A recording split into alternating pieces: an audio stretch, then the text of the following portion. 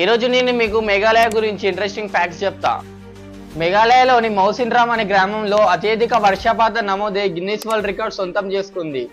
God's own garden అనే పిలువబడే మౌలాంగ్ ఏషియాలోని అతి పరిశుభ్రమైన ప్రదేశంగా ప్రసిద్ధి చెందింది. అస్సాం నుండి మేఘాలయ జనవరి 21, 1972న పూర్తిగా హోదా పొందింది. భారతదేశంలోని ఎత్తైన జలపాతం, సుందరమైన కొండల సరస్సు మరియు జలపాత కారణంగా షిలాంగ్ ని స్కాట్లాండ్ అని పిలుస్తారు.